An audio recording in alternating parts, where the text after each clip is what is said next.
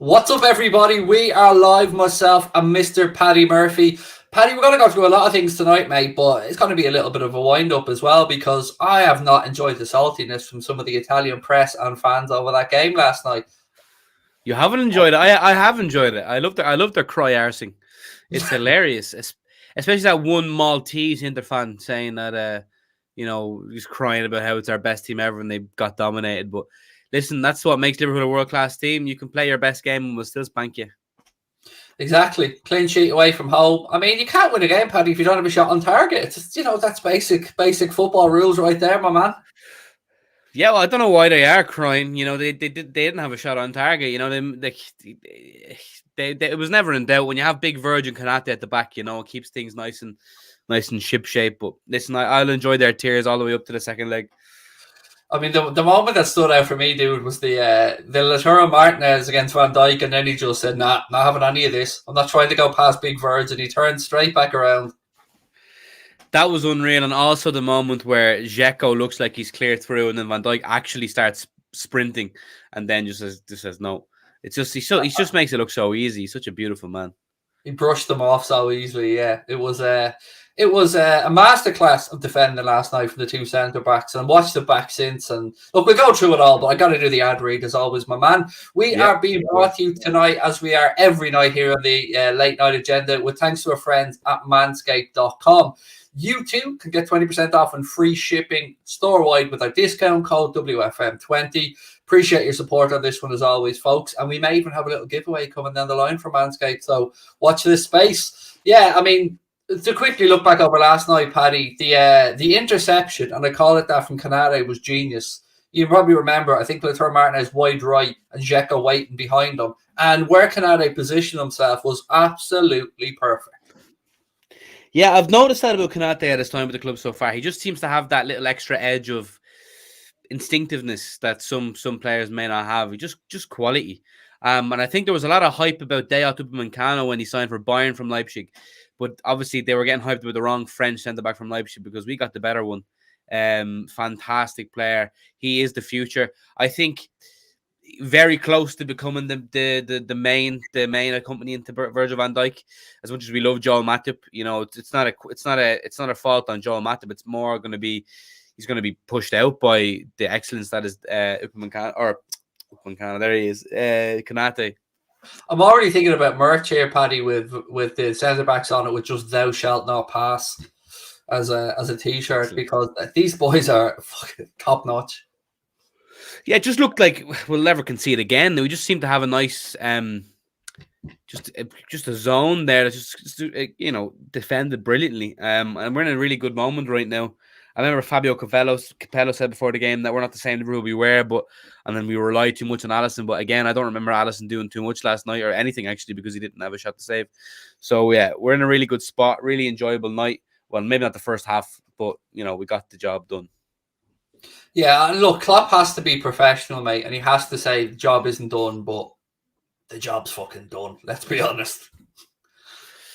You would like to think so, purely because you'd like to think we'll go and smash them at Anfield, but they could have the game of their lives. But yeah, no, I reckon it is done, to be honest. 1-0 would have been precarious, but 2-0 is kind of like job done. If only away goals didn't count, because then it would definitely be done. Or did look, what I'll admit is, did we deserve to win that game 2-0? No. Do I care? Not one fucking bit. Not one bit. Yeah, for sure. No, we definitely didn't, but I feel like we done what we needed to do. First leg of a European tie, it's only ever going to be 45 minutes at the end of the 90. We just played it well. Good game management from Klopp as well. It just shows what he can do with a full squad. Like, to be able to bring on those three in Keita, Hendo, and Diaz is just a pleasure. And if only the Premier League had 5 subs as well, we could do more of the same impact. Yeah, I've got to admit, I've been somebody that's been fairly vocal on wanting 3 subs to be back. But last night, yes, that absolutely benefited us. I won't lie, having those boys come off the bench. And we got to give our manager a shout out here, Paddy, because we were all a bit scratching our heads when Fabinho came off. We were, what? But Klopp seen something we didn't, and it was spot on. We wrestled back some control in midfield. Yeah, listen, it certainly raised a lot of questions when he did bring off Fab. I was a bit bemused by that. But again, Klopp knows best, doesn't he? And he's seen something in that midfield that wasn't working. And I don't think Fabinho coming off wasn't then on him. I think he done his job excellently defensively, but I feel like we needed a bit more going forward. And that midfield three he brought on, or he made out of the bringing on, was the game changer really. And we gave Hendo a lot of shit, or I've given him a lot of shit of recent times, but he came on and he played brilliantly. Shout out to BA for the super chat, mate. Really generous of you. I tell you what, Paddy, I was doing a watch along earlier on, dude. A lot of people asking how you were. A lot of people saying, how's he feeling today? Paddy needs a rest. Don't overwork. But you're love, mate, and it's good to see. Yeah, we're doing better. Well, the latest test has a very faint line on it, so we're close. We're close to full recovery. What watch along were you doing? Was it a Rangers game? No, I did Barca Napoli. Oh, very good. Yeah, it's very good. The watch along grind doesn't stop for the Lord. Yeah, I'm feeling better, feeling fresh. But listen, Anfield Agenda, it's not work to me. It's fun, It's good crack with Craig and the boys. I love doing this stuff with you lads as well. But look, I want to get to the title of tonight's stream because I know a lot of people are in going, hang on a minute. I think it's clickbait. I think you meant to say bay. But people still don't know how this works. What happens is I go out into the big wide world. I find a load of articles. I find some headlines, put together, have a conversation with Connor and see what we come up with. These are never my thoughts, but we'll go through it. Late last night, 2:10 a.m. to be precise, got sent a message, post from Sport Bible, very credible, outlet, Sport Bible, Lad Bible, big brand of company. They put out a tweet that said, news that will send shockwaves throughout European football. Kylian Mbappe is ready to snub Real Madrid in favour of Liverpool. After PSG's dominating win, Mbappe is starting to have doubts about the project in Madrid. Perez is going to be furious. Until I actually do some digging today, and then I find out that it looks like PSG are going to put in a couple of more extra Brinks Allied trucks and keep reversing them up to Kylian Mbappe's gap, Paddy, because we're talking $1 million a week maybe on offer here from PSG to Mbappe to stay. $1 million fucking quid a week. Yeah, I mean, no. Even if Kylian Mbappe came out and said, I want to caress Jurgen Klopp's ball sack in the Anfield changing room, it doesn't mean Liverpool can then go and finance that. So it's never going to happen, I'm afraid. I would love it to happen, but no. But yeah, it's just going to be a war. It's going to be between PSG and Real Madrid. For me, he should move on. He's a generational footballer. He has the potential to get right up there in the GOAT debate by the time he retires, in my opinion. But he won't ever acclaim those. He won't ever attain those claims unless he goes further afield in Liga. I think he's destined for Real. I think it's just a lazy journalist thing saying that, just because PSG bet them. If Real Madrid had won, then it would have been the opposite, So I feel like it's still going to go to Real Madrid. But either way, either go to Real Madrid or stay at PSG because they're kind of the only clubs that can afford that sort of money. There's another angle I don't think many people have thought about this, and it's, again, me being a shithouse, I always look for the shithouse angle. And the angle here, if you're FSG, is little nudge to Mo. Well, don't sign the contract, dude. We'll have a little look at Kylian. So I think I'm a very cynical person when I see these media reports, and I think that could be a little stir of the pot as well from the owners to go, well, maybe Mo, we have a younger fella here. If we're going to spunk a load of money on somebody, he's on a free transfer. Now, we know we're not doing it, mate. Me, you, and the dogs on the street know we're not signing Kylian Mbappe, but it might be a little shake to Mohamed Salah just to let him know that the club are looking at options. I think even Mohamed Salah would laugh if they ever said that to him because they know, well, if they're not willing to give him 400 grand, they're not going to be willing to give Kylian a million a week. Like, it's just, Liverpool don't pay those sort of fees. I would listen, obviously I'm very vocal about how Salah must stay. But if there's any footballer in the world that would soften the blow of a Mo Salah departure, Kylian Mbappe would be one of them. I don't want it to happen, but I mean, if it happened, if he started banging them in, I'd get over it pretty quickly, Yeah, here's a good super chat, and thank you very much for the generosity, mate. It'll be amazing to happen. Who knows? I can see us getting Bono or Rafinha, though. Keep up the good work. Top channel, PS Diaz to get a goal on Saturday. Hopefully, fingers crossed. I mean, we're all hoping he gets I'm sure he'll get a start, but I'm hoping he gets a goal on Rafinha. Actually, Paddy, I don't know if you've seen today. Turned down another contract offer apparently from Leeds. Yeah, I mean, it doesn't surprise me. I don't think it'll surprise anyone at Leeds either. That man is destined for bigger and better things. Hopefully he can, stay there and help Leeds stay up. but then he'll be off, no question about it.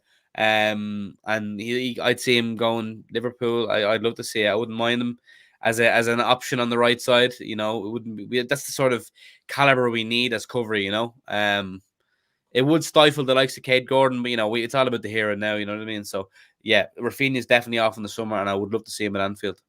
I'd be lying to you, Paddy, if I said I didn't go to bed last night trying to figure out some way I could justify this Mbappe shite in my head. Honestly, I was trying everything, mate. Everything I could think of to try, and I had the teddy bears lined up and I was talking to them all and we had a debate about it, and between the four of us we couldn't figure it out. But I mean, I don't know, man. I don't want to believe this. I don't want to believe it at all. But I always have at the back of my mind that John W. Henry tried to get him before he went to PSG. And now he's free. No, I know he's not free, but you get what I mean. There's no 250 million transfer fee. I don't know. I don't want to believe it, Paddy, but a teensy part of me is daring to believe and dream a tiny bit, just a little bit. As the CEO of the delusional Liverpool fan club, even I just can't materialize anything in my head that would suggest that this is possible. Purely because it comes down to the wage thing. You know, the biggest stumbling block with the Salah thing is they don't want to break the wage structure. Well, giving Kylian Mbappe a contract would not only break the wage structure, it would obliterate it and send it into smithereens. Listen, I'd love a Kylian Mbappe at the club. I think he's a no-brainer. He'd be fantastic. But it's wishful thinking, I'm afraid. If PSG sign him up, right, to £1 million a week contract, are we all agreed that if UEFA don't have the nuts to fuck them out of the Champions League for FFP, then we all just agree FFP doesn't exist completely? Because there's no fucking way that they're earning enough money normally from the league and, of course, from the Champions League to justify Mbappe, Messi, Neymar, and whoever else they have, like Donnarumma, on ridiculously high wages. If we can't afford it and we're in the highest grossing league in the world, one of the top teams in the world, and we're sitting here trying to be realistic, laughing off the fact that we know Liverpool would never pay £1 million a week. How can these clubs really afford it? I mean, we're not idiots. We know the answer to this, really. Yeah, I mean, even as it is, how they're able to avoid FFP is kind of startling because their wage bill is astronomical. But if they're to add £1 million a week to Kylian Mbappe or €1 million a week, it's just not feasible. I can't see how it's possible. And they need to be investigated. But again, there must be some shady business going on there, a la what's going on with City. You know, those phantom marketing packages and brand deals, you know, with the, you know, it's just a lot of fishy business going on. But when you have that much money and power, you find them loopholes, don't you? Which is just a shame, which means FFP is totally null and void.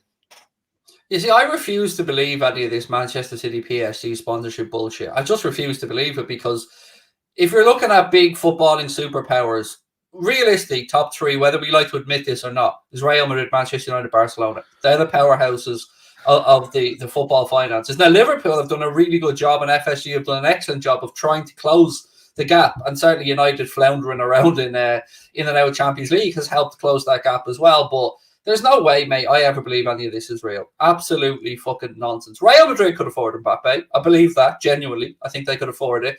But there's no way I'm believing that PSG legally, you know, correctly are able to finance all these players' contracts through what they actually earn as a club. It is complete bullshit of the highest order, cooking in the books, whatever you want to call it.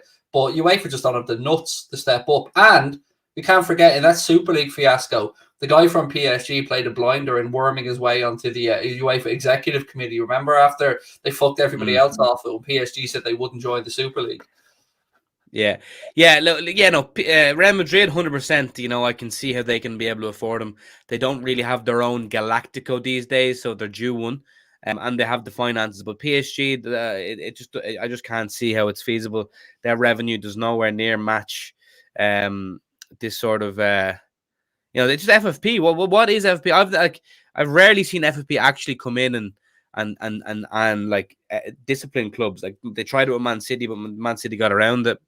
I don't know. I just feel like it's nonsense. The money will always win, unfortunately. Here's a super chat I got to bring up real quick. Will Gerrard take over from Klopp? Keep up the great work. Monster from Australia. Thank you, Jason. Most likely, if I had to lay 50 quid down, Paddy, that's where I'd be putting my 50. Yeah, I think, well, I mean, if all goes well, that would be the case. But, you know, it's possible Gerrard could go on to have a bad time at Villa, and then therefore he will not get the Liverpool job. He's not going to just get the Liverpool job on the merit of being Steven Gerrard. He has to earn the right and get the job on the merit of his managerial Steven Gerrard. You know, the player is all well and good. He's a club legend forever and always, my favourite player ever, and many others. But again, if he doesn't have a great time at Villa, he won't get it. He'll have to go and prove himself. And I hope he does go and prove himself, and then he naturally takes over from Klopp. But otherwise, no, it'll go elsewhere. But ideally, yes. I want to float a question to you, to the chat, and I'll answer it myself, of course, as well, because I want to be fair. Let's play Fantasy Manager here for a second. Let's entertain the idea of Mbappe coming in, but with the caveat that it would be Salah to leave. Would you take that offer, folks? So right now, let's just say both are in a position to negotiate new deals. If FSG turned around and said, we are signing Mohamed Salah, or we're signing Mbappe, but we're going to let Mohamed Salah go, yes or no? How are we feeling? And I know this is a shitty question. I know it is. That's so tough. Jesus. Like, if I had a choice, I would say no. But if it happened, I would, you know, it would soften the blow. But I wouldn't want it to happen. I'm going to be honest. I'd say yes. I don't know. I just can't do it tomorrow like that. Sitting here and lying. And one of the main reasons why I would say yes is the age profile. Because I know if Liverpool kept him for 6 or 7 years, they could still get ridiculous money down the line, move him on, and we'd have had him for 6 or 7 years. It's not that I in any way want to get rid of him. Of course I don't, but I'm being fucking realistic here. You know, it's Mbappe. He is going to be a future Ballon d'Or winner on probably multiple occasions. It's not going to happen. It isn't going to happen. But if it was a possibility, I think I'd be lying if I sat here and said no. Yeah, I don't know what it is about Mbappe, but for some reason in the back of my head, I feel like he could be a flop somewhere. I feel like he might just, I don't know. But then again, he is such a good mentality. He's already learned English. He's already learned Spanish. You know, he's learned all them for the prospective moves. But I don't know. Just I wouldn't say yes. But if it happened, I would like, it would soften the blow. But I wouldn't volunteer for it to happen because I love Mo Salah so much, and I feel like the way we play, like, he's integral to it. When we don't have him playing, we play like a different team. But saying that, like, when he's bad, he's bad. Like, he can be anonymous for some games, which he was in against Inter last night.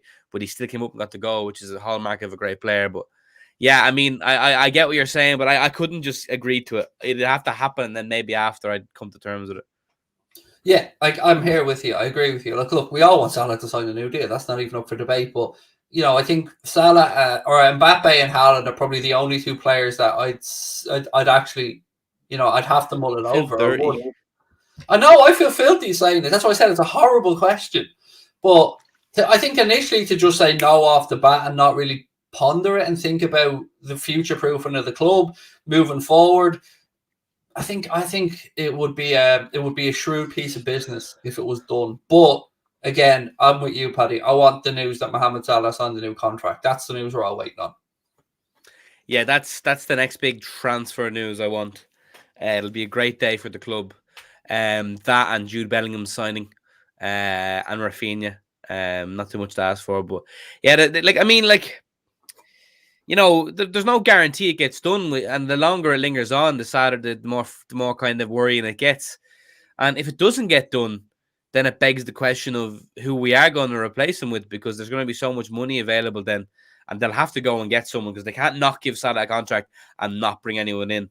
So it's an intriguing few months coming up for the club in terms of, well, obviously on the field is going to be unreal no matter what, but transfers in and out there's a lot of big decisions to be made in the next summer, and it's going to be a turbulent summer for the Reds. Yeah, it's going to be an interesting one and an important summer for us as well in shaping how the club move forward. A bit of news that we did get today was that Diogo Jota had a scan in Milan this morning. He's got a protective boot on at the minute. I don't think we know the full extent yet, but it seems that it could be, it's definitely been ruled out the Norwich game, could potentially be back, Paddy, for the League Cup final. And we hope that he is, of course. Yeah, it's not the news I wanted to hear. It leaves it very tight. You know, even if he's declared fit for the game, he wouldn't have played. So I reckon his starting berth for the final is already gone, to be honest. Immediately I'm thinking of what I'd do in counter to that. And to be honest, I'd be pushing Salah down the middle, Mane on his favoured right, as you said last night, and Luis Diaz on the left. Yeah, I wouldn't say no to it. I wouldn't say no to it at all. I'm looking forward to this game on Saturday as well. I think we could give them. I forgot about Bobby's existence. Yeah, this game on Saturday. I still agree with you. He doesn't get in that first 11 for me. I go with what you said there. I think that's the way to go. Yeah, exactly. But yeah, as you said, the Norwich game, I'm buzzing for that. I really, really hope. I think it's time to start Diaz again. I really want to see him starting. Oh, he probably will start now with Jota out. I expect Bobby to start against Norwich, though. To be fair, just given the ilk of the opposition, but yeah, Luis Diaz is a must for me. I think Diaz, Firmino, Salah is what we see against Norwich. Yeah, 100%. And I'm buzzing with that. I got to say rest Salah, and I get you, but he's going to want goals. He's going to want that golden boot, and rightly so. I don't blame him. One thing I wanted to ask the chat, of course, and you as well, Paddy, is, and hear me out, I wouldn't play Van Dijk on Saturday. I put him on the bench and I play Gomez and Canade or Gomez and Matip just to rest Verge because he's had a lot of football since he's come back. And I think we could cope with this game with any two of our centre-back options. Yeah, it's a weird one. Weirdly enough, I think the more games, the better for Verge because he's back in his swing. And I think the way he plays the game, he doesn't exert himself madly, if you know what I mean. He only ever exerts himself when he needs to, and I feel like he'll be all right against Norwich. I think it's a case of strike while the iron's hot for me with Verge. He's in the form of his life again, and I just want to keep seeing him. But again, I wouldn't be adverse to. Well, I kind of would be adverse to Joe coming in. I don't trust Gomez anymore after that Leicester game, and I know it's harsh to say, but I need to be proven wrong. But for me, I'd probably go Kanate and Matip, to be honest. Or you didn't even say Gomez, did you? Did you say Gomez? I threw all the options out there pretty much. Oh, right, yeah. I thought I was imagining that. Yeah, no, I'd probably go with Matip and Kanate then, but I wouldn't be. I don't mind any of those three, but I'm not all for the Gomez anymore. I'm sorry to say. Thank you, Victor. Big up Craig and my bald head, or Paddy and my bald head. Craig, will Mbappe go for Liverpool because of Klopp? 600 grand a week, massive contract for 4 years. Could we afford him? I've heard a football finance expert before, I think it was Kieran Maguire, said that there is a way it could be afforded. Now, do I think it happens? No, I don't. I think he ends up at Real Madrid. I really, really, really do. But, yeah, thank you for the super chat, mate. And look, I think we could afford that 600 grand, certainly not the million that's been spoken about, but it won't happen. So there we are.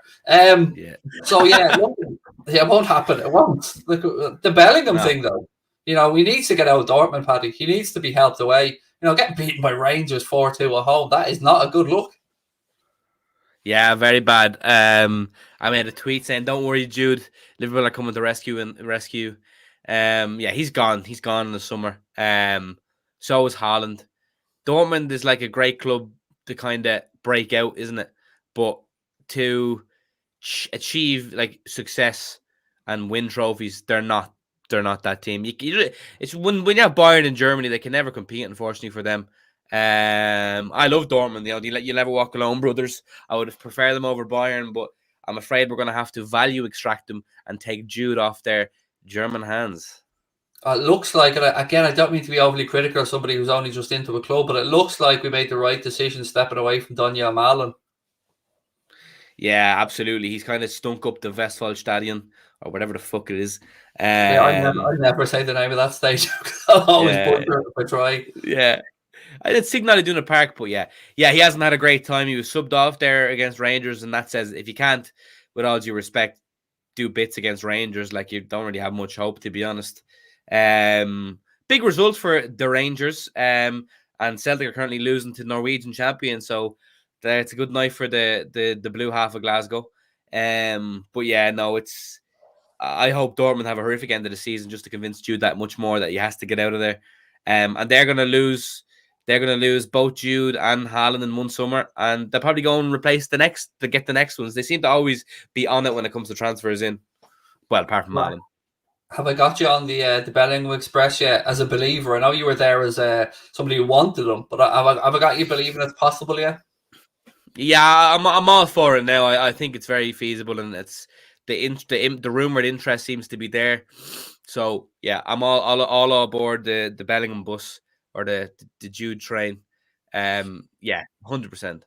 You know what annoys me, lads, and I say lads because I want to talk to the chat as well here, is the fact that we're all sitting here knowing that Haaland has a release clause of 70 odd million or whatever it is, but knowing that because of his poxy agent, we're not even having a conversation. It does my head in that non-footballing person can impact the future moves of a player and rule out certain clubs straight away because of the shithousery from Mino Raiola. I think that's an indictment of the sport, mate, that we can't even sit here and realistically have a debate about should Liverpool try and break the bank for Haaland.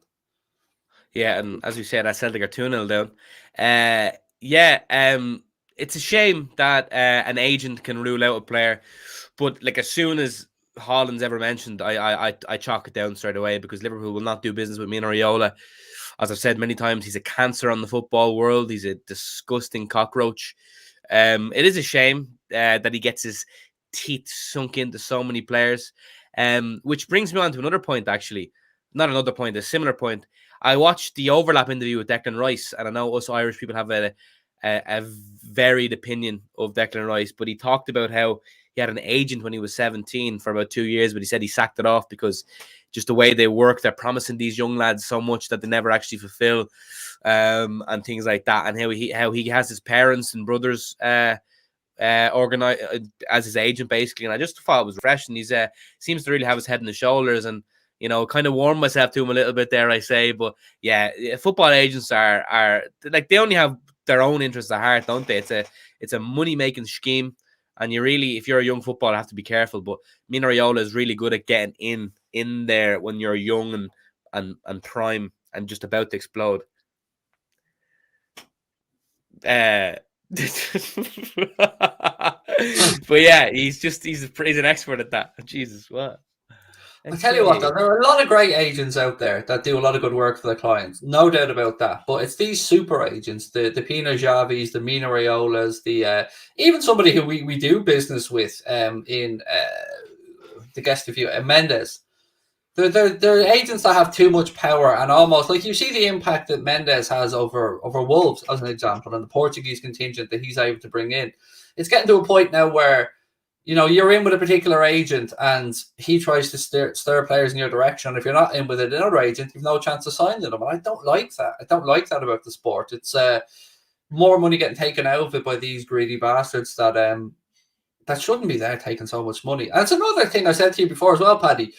Football's one of the few sports I can think of where clubs actually pay agents fees. Usually it's players.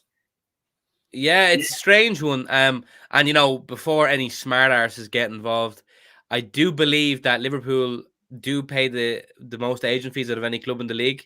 We've paid a lot, yeah. We've certainly paid a lot for Mendes and get a few. Yeah, we're certainly not like, we're not. We know the crack. Like we don't agree with it. It's just a shame. Like the money the agents command is disgraceful. And then a lot of times it can be a barrier to extensions. It can be a barrier to moves.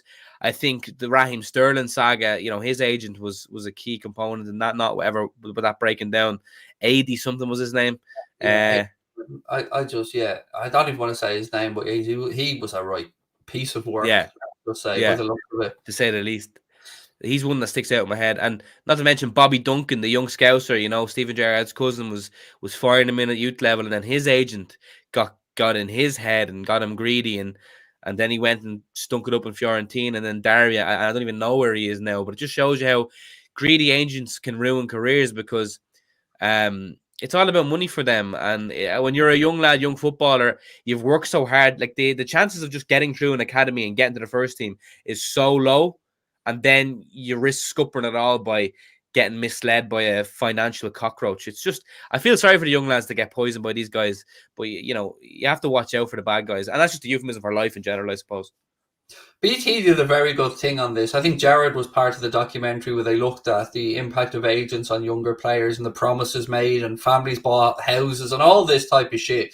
And I like Liverpool's stance on it, that we have a cap that we will pay younger players. And I think it works. I think it works. And I think if you look around Europe, the academies that are bringing through young players, they seem to be, the clubs seem to have a very good family attitude towards them. Can't be too idealistic about it, but certainly I'm happy with the way Liverpool are handling it and the progression of the players we're bringing through. Yeah, absolutely. I think without mentioning names, certain young footballers in England have shown their true colours, and that just some of this disgraceful personality traits stems from being spoiled too young and being given millions at a young age, not being told no. Expecting you can just buy your way to everything, and if I do this, I can get whatever I want. It's a scary world we live in, but you need to manage these youngsters so carefully, because if you're a youngster as well, as much as it's nice to make a few quid for yourself, if you're good enough, that will come. That shouldn't be your motivation. You should be. This is another thing Declan Rice said in his interview. He said, when you're signing a contract, you should be just buzzing to sign the contract. That should be your first and foremost worry and aspiration, not obsessing over money and letting things break down over money. But money can ruin young footballers. It can absolutely destroy them, and that can ruin a human. If you get too much too soon, too young, you know what I mean? You've just hit your ceiling then, and then it's all downhill from there. So I like how the club deal with it. Trent came out today and put a video on his Twitter saying how he's going to start looking after or try to give advice to fellow youngsters who don't get through the academy, who get let go, and he's saying there needs to be more done for players who don't make it through, because 1 minute they're the cock of the walk, they're the main man, they're in the club, next minute they're let go and then they have nothing going for them because they haven't gone to school perhaps. So fair play to Trent for doing that. But as you said, I like how the club do it with youngsters, but again, I think there still needs to be more done with youngster welfare and managing the ones that do leave the club as well as the ones that go on. You have to, because they're kids at the end of the day, you have to manage them too. I agree. And just to put this right for people, don't worry. I'm fully in a position now where I'm ready to take on millions if they come my way. I'm settled down enough now. I've had enough experience in life where if somebody wants to throw millions at me, I'll accept it and I'll take it graciously and I won't spend it all quickly. That's all I'm going to say on that one. I wanted to bring up a comment here because I was looking for a way to try and link in Mane, and there was a comment here. Oh God, why can't I never find these things? Right, I can't find the comment, but I got to talk about Mane anyway. Are we still of the belief that he's the most likely to leave in the summer of the old guard front three? Yeah. Here we go. This one. There we go. Absolutely, yeah. I think so, because I think ultimately he's going to be overtaken by Luis Diaz. And it's as simple as that. And I just don't feel like he'll be able to get that place back. I just don't think I hope so. I just feel like he's just lost that. He's lost that something. Whereas you look at Luis Diaz come on, he kind of does the things that Mane did in his prime. Explosive, running at men, taking on players. Mane doesn't do those things anymore. And I think Luis Diaz is going to take his position, and I don't think he'll be able to get it back. And he'll have to go, because he's still good enough to be the main man for a lot of other teams in the world, but just not us. You know what I don't like though, Paddy, in these situations, and I'm sure you've experienced this as well. It's the super fans out there that don't want to accept that people have a different viewpoint to them and that people can look at a situation differently and try and paint us as people that are like trying to rid Liverpool of Sadio Mane. It's not the case at all. We're just looking at the landscape and trying to look at what might realistically happen. And, we can live in La La Land and say they're all going to sign new contracts and we'll hold hands and skip around the fire for ages singing Kumbaya, but that's not going to happen, mate. Somebody's going to move. Yeah, it's my biggest gripe with my fellow Liverpool fans on Twitter at the moment and just in general. It's like, if you say you don't want someone to start, they're like, I said, I don't want Henderson to start tonight against Inter yesterday. And this fella tweeted me saying, what's with the Henderson agenda all of a sudden? Like, there is no agenda. He just has, he's not good enough at the moment, and we have better options. And people need to park sentimentality when selecting teams, because at the end of the day, it's about picking your best 11, not your most loyal 11 or your most appearances 11 or the 11 that will give you the most 100%. If that was the case, James Milner, fucking Minamino, they'd be starting every single game. It's not about that. And it's not an agenda or hatred towards a player to want him to be benched. It's because we feel in our heart of hearts that there is better options there. And that's ultimately what you need to be siding with, and not playing lads for the sake of sentimentality. Yeah, and we have to look at the club potential finances moving forward as well. I'd love, personally, I know you'd be the same, Paddy, I'd love to have Mane, Firmino, Salah, Jota, and Luis Diaz for the next 2 or 3 years, man. I'd be all over that. I'd have no problem with it, but I can't see that FSG will think that way. No, I would love it too. I just don't think it's feasible. I think you're right. I think there's wages there that will be stinking up the place. But I would love to have that depth. It's phenomenal depth. And the same goes for the midfield. Like, people want to get rid of certain players, but I'm happy to. For me, I think Hendo's best squad position for us now is a number 6 in rotation, a backup 6 for me. That's where Hendo thrives the most. That's where he came on last night, and I thought he was phenomenal. Mane, for me, is the backup left side. I think we need to go out and get a backup right side. And then down the middle, you have Jota, and then you have Firmino. That's a perfect backup for me. We need to have that level in each position, but it'll be hard to tie these lads down to new contracts if they fall out of favour. If you're trying to negotiate with Mane on a reduced deal and he's not getting game time, I just don't think it's feasible. And that's why I think 100% he'll be the man. He'll be the first of the old guard to go. We also have to be realistic about this as well. There has been a decline. You can point me to his goals or whatever, but there has been a decline from Mane in the last 18 months. There just has. He's even admitted himself last season his form was awful, and I don't think he's set the world alight this season, Paddy. No, listen, sometimes, you can be out of form, right? And then you can recapture your form. But I feel it's different with Mane. I feel like he's declining. And there's only, sometimes you just cannot recapture that previous form. Players have primes, Mane isn't going to reinvent the wheel and suddenly have a new prime, a better prime than before. I think we've seen the best of Sadio Mane. And it's sad for me to say, because I love the man. He's been so, in the early Klopp era, he was so paramount to everything we'd done. But I just think he's in an active decline. And Luis Diaz is in his prime and on an active incline. And it's as simple as that. That's just the way it is. One's going up, one's going down, and then suddenly one is going to be preferred to the other. And we love Mane, and we respect everything he's ever done for Liverpool Football Club, because he'll go down as one of the biggest legends the club's seen. But ultimately, he's in an active decline, and I'd love to see him turning it around. But I don't think we need to worry about that anymore, because we have Diaz now. And you know what else I'm not having? And I'm going to be a bit more outspoken on this. I mean, I'm against this Milner contract extension. I'm just putting it out there. I'm against it. Love the man. Love everything he's done. Great 7 years. Fantastic free transfer. Great leader. All this stuff. But ultimately, how many minutes is he going to play realistically? I am against it if it's on that same 140 grand a week. I think that's idiotic. I feel like people love saying, oh, great for the dressing room and blah, blah, blah, blah. Well, then hire him as a backer. You know what I mean? Hire him as a coach. There's only, like, people overestimate a lot of the time what that actually... Were you going to say backing dancer? Maybe. Yeah, keep him as a backup dancer, yeah. Pay him to do the social media. No, I love Milner, though. But no, I think I'm not too against the one year deal. Like, it's no money out of our pocket. If that's what Klopp feels is right, go ahead. Given Ox a contract extension now, I'd be against. That I'd be against, because he's just a sick note waiting to happen, unfortunately. But yeah, the 140 grand a week extension is bizarre to me. Did you see that Oxlade-Chamberlain isn't injured, by the way? That was a shithousen tweet put out last night by somebody about the warm down. I feel bad. Yeah, I feel bad for giving him shit last night as well. But thankfully, it was a joke. I don't think it ultimately matters, because I don't think he's anywhere near the squad these days, with a fully fit squad, that is. But yeah, and thankfully he's not injured, though, because we want to sell him.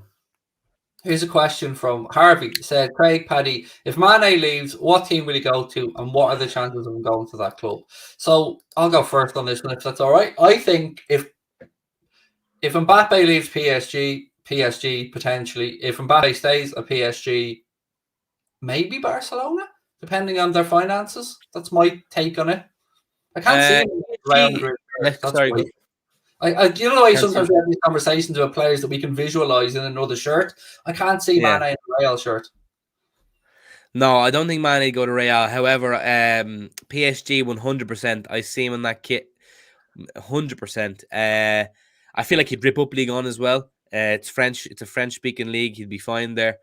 He made a Barca joke one is a about shout. Marseille, didn't he? Didn't he make a joke about Marseille with Senegal after winning the AFCON? I'm sure someone said that to me, that it was a Oh, little really? joke about him going to Marseille or something. There's a big Senegalese diaspora in Marseille. I'm pretty sure there's a strong Senegalese connection there. So perhaps. Listen, I don't want to see the Mane leave, but the French league would be perfect for him. I think. Do you know what? I'm weirdly Bayern Munich. Interesting. I mean, they've got Sané, Gnabry, Coman. I think they're quite stocked, though, to be fair, for attacking players, particularly wide players. I just feel like I think he'd suit the Bundesliga. He still has a lot to offer. I just feel like for what is now for us, we're still on the rise and he's just on the decline. But yeah, I think PSG and the chances, I think it's 75% for me. Actually, on last night, gone back to it, what a show of faith from Jurgen Klopp to start Harvey Elliott away at and I'm going to cram one in here, Paddy, at the Giuseppe Meazza last night. Are they paying you? Yeah, again, as I said. Yeah, I'm paid by the Meazza. Yeah, it shows how much faith Klopp has in him, and it shows how much we rate him as a fan base, because nobody batted an eyelid, really. They were like, wow, unbelievable. We were all buzzing. And yeah, he didn't have his best game for the club. I thought he was a bit of a passenger at times in midfield. However, I still thought he was very tidy in possession. He offered a lot in the final third, nice, tidy little passes. And that will come. It was a big day for him. It was worth a gamble. It didn't quite work out because we had to make changes. But again, the squad that was the size of ours, the fact little prick, fuck off, annoying me. He's a guy. He's been in here before, that little prick. But yeah, I love Harvey Elliott. He's going right to the top, and he's coming with us to the top. There was a shout here in the chat, actually, that made me think, ooh, this one. Ooh. Mane Juventus. I mean, I hope not for his sake, because the Ibala in a situation at the minute where he could maybe move. Morata couldn't hit a barn door with a banjo. And then they've got Vlahovic, who, will probably do really well there. So that's not a bad shout, It is a very Juventus type of signing, but they'll somehow turn him into a fucking left wing back. Watch under Allegri or something. I could see it, but I want him to avoid Italy because of the racist idiots from some of the fans over there. I don't want him subjected to racist abuse because, the Italian fans, as much as they would deny it, it happens very frequently over there. But yeah, it wouldn't be. I could see that happening, yeah. Back to Elliott. I don't think he put in his best performance last night by any stretch of the imagination, but I will say it is invaluable experience for the young man. And again, just a huge, huge show of faith from Jurgen Klopp in Harvey Elliott to play. Because when I was doing my team, when we were talking during the week, Paddy, myself and you kind of went between, we'd love to see Fabinho, Keita, Thiago, or Fabinho, Thiago, Elliott, but none of us really thought we would see Elliott. I was very surprised to see that on the team sheet. I was surprised too, but I wasn't against it, I was definitely surprised that he'd done it. I would have went with Keita personally. That's my favourite midfield three, as I've said. I thought they were quality for the small time they played together for the first time against Burnley. But yeah, no, it was buzzing to see Harvey start. It'll be interesting. Sorry, Patrick. It was your one originally, mate. My bad. Yeah, it'll be interesting to see who he goes with against Norwich for the midfield three.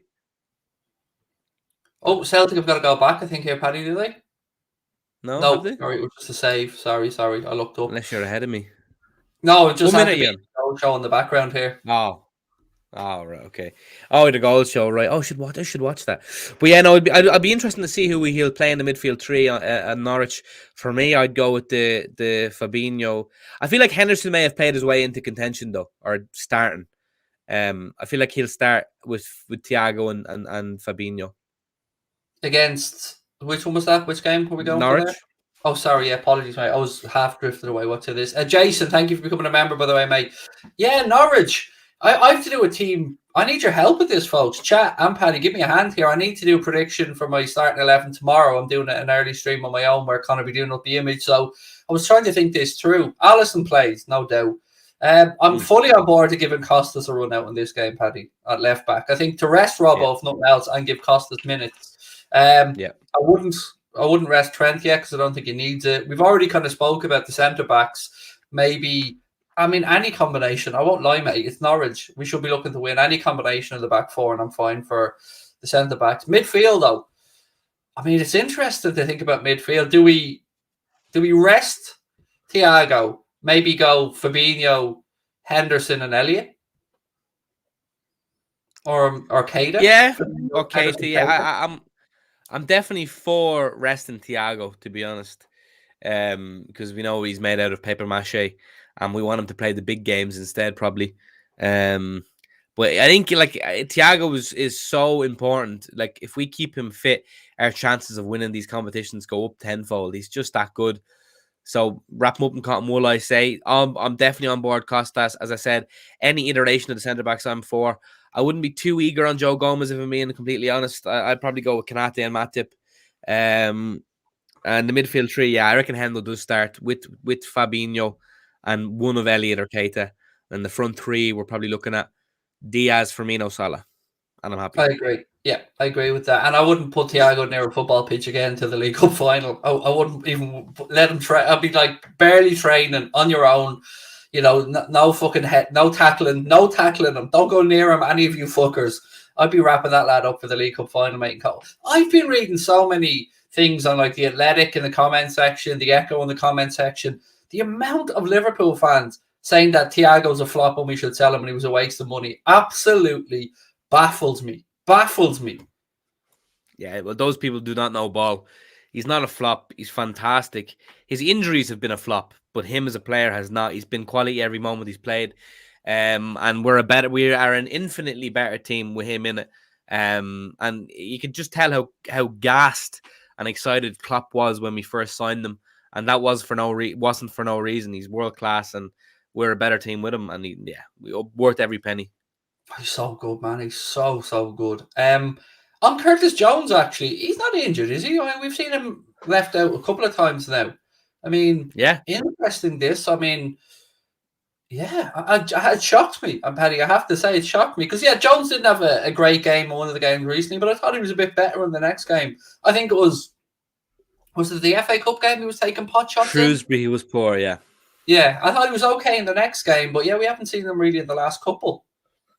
Yeah, I agree. I thought he was poor in that Shrewsbury game, but he was great for the 2 or 3 games after. He'll feel hard done by getting left out in the last 2 squads, but that's just indicative to how full the squad is at the moment. It could be a worrying few months ahead for Curtis if he keeps not playing. He could be looking at the exit door if he doesn't get game time, or the loan door at least. This one, I think that ship has sailed, mate, the Renato Sanchez stuff. He should have been a Barca player, but he got injured. That deal was already in place last summer to take him there, but he got injured. So, nothing new on that one. Haven't really been looking into transfers too much. The more I think about this, though, the more I think Joe Gomez will move on. I do. I don't think he's going to get the game time he wants. Now, the question is, how much is Joe Gomez worth in this market, and how do we go about replacing Joe Gomez? Because it won't be as easy as we may think. 25 million, 30 million for me. Harry Maguire's fucked up this market for everybody, mate. That's the thing. So if you're looking at that, he's worth 100 million because he's better than Harry Maguire. But honestly, it depends on his contract. I don't know how long is left, if you want to remind me. But I don't know. Somebody in the chat, I'm sure, will jump on Transfer Mark there and give us the details. Yeah, but I would say you could get easily 30 million for him. And I don't think it's a matter of replacing him. I think it's a matter of getting Nat Phillips back and promoting him. That's what I'd be looking at doing. Sell, I think he's destined for Villa, as cliche as it is. Him and James Milner in the summer after Villa. I think Joe Gomez is infinitely better than Nat Phillips as a centre back, as a footballer. It's just the robustness or the lack of it. I agree. Well, yeah, I would agree. As a footballer, for sure, but I think Nat is just a proper centre half, though, isn't he? He is, but again, he won't want to come back to not play games, I don't think. Which whoever comes in here is probably fourth choice at the minute behind, a Canade, Van Dijk, Matip probably thereabouts. So it will be cover, I suppose, really, if we're to bring somebody in. So I'd be interested to see if they go experienced or young again.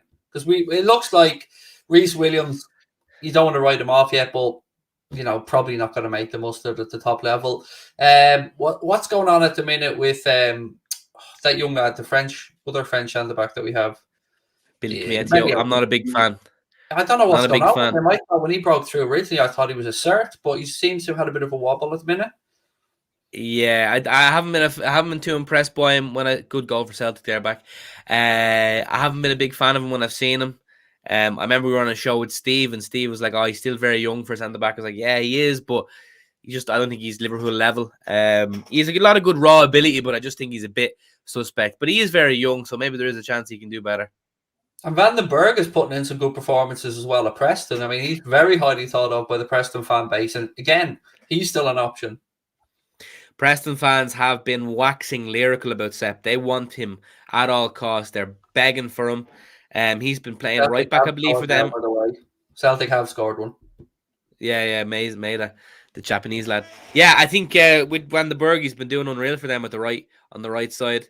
So that's one for us. I think, I reckon let Preston have him again if they want him, and then he's definitely one for the future. I'd look to tie him down again, and he could definitely come into the fold also. I was thinking about the summer and the business we could do, and if we take it as a given that we'll bring in Carvalho from Fulham, and we have obviously Luis Diaz, and if Milner was to sign a new deal, which extended it by a year, whatever the money is, if it happens, it happens, and we'll talk about that when it happens. But I'm starting to think then where will we see if we were to go and look for a Bellingham, a Tchouaméni, bring one of them in? The only other opportunities I think really comes if Mane moves on, and if he moves on, I'm very intrigued to see if the plan is for Gordon to be the long-term fifth attacker, or if Klopp would go back into the market. By the way, Celtic just conceded it straight away. Fuck's sake! Yeah, night there for the two Glasgow clubs. Yeah, Jesus. Yeah, it'll be, as you said, there's a lot of transfer questions to be proposed and answered at Liverpool. A lot of ins and outs. As cliche as it is, though, I trust whatever Klopp wants. As once Klopp makes the decisions, I'm happy. But there needs to be. I think we have a big. As much as we've signed Luis Diaz, I still think we have. It was reported we're having our biggest summer of the last while, and just signing Diaz isn't going to return that around. I still think we're going to have a very big summer. I'm intrigued. Yeah, I am intrigued to see what happens. But what I don't want to happen is that we're still talking about Salah in the summer, because then I'm convinced he's gone. If we get to the summer market and he hasn't signed on, I've listened to enough agents and journalists talking about this to know that the odds of a player signing on then are very, very slim as you get towards the 1 year market. Yeah, I think my cutoff will be once he's signed before the new season starts. That's my. If he's not done by then, we're finished. But I still have hope. It's surely they will. Surely they will. It's just a no-brainer as well. You're protecting the value of the asset, and it's not like it's a declining player you're giving a new contract to. It's a prime Mohamed Salah. Do you know what I mean? So, yeah, I still hold out hope. As you said, by the end of the summer transfer window, if it's not done, it's not going to be done. I mean, dare I say it, Paddy, if it gets to the summer, you're into conversation territory about selling them then if you're FSG, because again, that's the market. If you don't sell him in the summer, he signs a pre-contract agreement with somebody in January and he's off next summer for nothing. Now, none of us would accept that situation either. So it is a horrible situation because we all want Salah to sign a deal. But I have to say, I could understand if no agreement has been reached, if they made that decision that next summer's the one to sell, because otherwise you lose him for nothing. Unless you're convinced that if you keep working on him, you might get him to sign something in that year. But it's a big chance. Yeah, I mean, it's a tough one. The best thing for the club to do is to sign him on. If they dilly-dally with the contract, he'll be like, you know what, I don't want to sign him anymore. I'm gonna go make, and there's a pre-contract thing as well. Losing him for nothing will be a killer. I just hope if he ever does leave, he stays away from England. I couldn't handle him going to a rival. I don't think he would though. but I just pray we keep him. I really do. And there's still a lot of time to get it done, so I am holding out hope. Yeah, I hope so as well. I seen somebody in the chat asked about Musialowski. I think he's coming back from an injury. He was out for a little bit, wasn't he? So he's still getting back up to speed. Was there somebody else in the chat? Somebody asked about somebody suggesting Anthony is another attacking option. I mean, I've seen his name pop up a bit. I mean, he's only at Ajax this season, isn't it? It's his first year in from a move from Brazil. I think it's the second. Second. I think he's been doing great for them. And usually when Ajax sign a player, they know what they're at. They have a very good academy. They don't know what they're at when it comes to the directors and CEOs, I think it's safe to say. But when it comes to the talent they have at their disposal, yeah, I wouldn't be adverse to him. I feel like I'd rather Rafinha, though. I'd rather Rafinha. I'd probably rather Bowen. I think Anthony's one of them where he shot to the limelight and then it's a fanciful idea where people convince themselves he's better than he is. I think he's quality, but there's better out there for us for a different price. Bowen or Rafinha? Who? Pick one. Oh, man. I've got back and forth on this, by the way. Oh, man. Chat, you as well. What are you saying? Rafinha or Bowen? Gee, I'll probably go Rafinha because he's doing decent numbers in a way worse team. And he's Brazilian, and he just suits in with the DNA, like all the Brazilian lads, the Portuguese-speaking lads, the Latin lads. I just think it's a no-brainer. I'd happily have either. I think Rafinha is more likely because I mean, his situation at Leeds probably lends himself to moving more than Bowen's at morally bankrupt FC. I don't think that they would. I don't think they'd be entertaining moving him on unless it's a ridiculous fee. I have to bring this up because it's a super chat, but I'm not slagging off Goldbridge. I won't slag off Goldbridge. I refuse to, but I have to bring it up because it's a super chat. So yeah, get out! My eyes are bleached. Get out! You already have the best content creators in the world just on this channel, dude. So you'd be grateful for that. That myself and Mr. Paddy Murphy are Liverpool fans. I mean, that's like having Goldbridge rolled into one, split up, multiplied, come back together, and made into lots. Because you've got double the joy. Yeah, I like Mark. He's a good man. But yeah, you're right. Liverpool fans? Liverpool fan channels are clear. Absolutely. I'm a huge fan, as you know, of the Anfield Rap as well. I love their content. I think, even though one of the lads called my chair a blag throne before, I love their content. I think they're amazing. Right. Would I take the Abala? No. How about you, Paddy? No. Not even for free. I'm going through the chat here as well, so let's have a look at some of the answers. Rafinha for Grant, Bowen then for a big country, another Bowen. Wow.